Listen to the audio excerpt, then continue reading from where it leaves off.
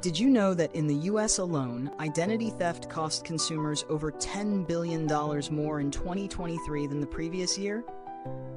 That's billions of dollars vanishing into the hands of fraudsters, often before victims even realize what's happening. But what if you could stop identity thieves in their tracks before they ever touch your credit?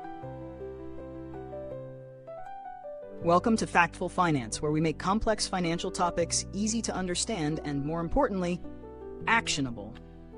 Today, we're breaking down credit freezes, what they are, how they work, and whether they're the right move for you. Imagine this. Olivia is scrolling through her email when she sees a message that makes her stomach drop. Your loan application has been approved. The problem? She never applied for a loan. A scammer stole her personal details, took out credit in her name, and now she's stuck cleaning up the mess. But if Olivia had a credit freeze in place, that loan never would have gone through. So what exactly is a credit freeze?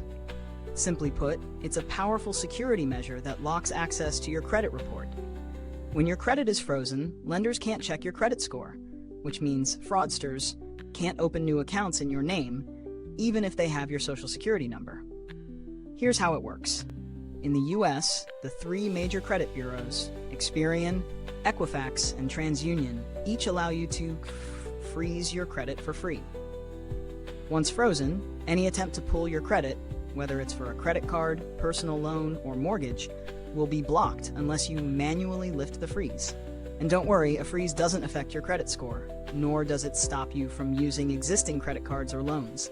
It's simply a security lock against new accounts.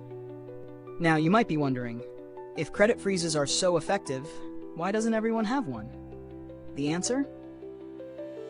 Convenience.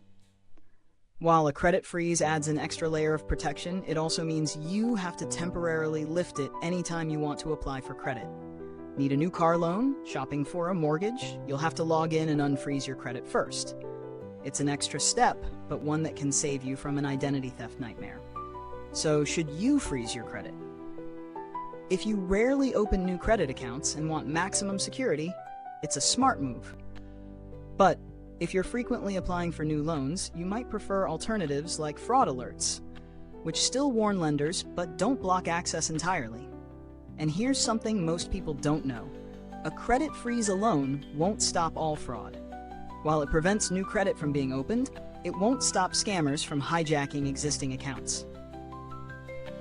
That's why it's crucial to also monitor your statements, enable two-factor authentication, and stay vigilant against phishing scams. Now that you know what a credit freeze is, the next step is learning how to set one up properly, because even a small mistake can leave you exposed. Stick around, because in the next video, I'll walk you through the step-by-step process to freeze your credit the right way. If you found this helpful, you're gonna love what's coming next. Click on the video on your screen, and let's make sure your financial security is ironclad.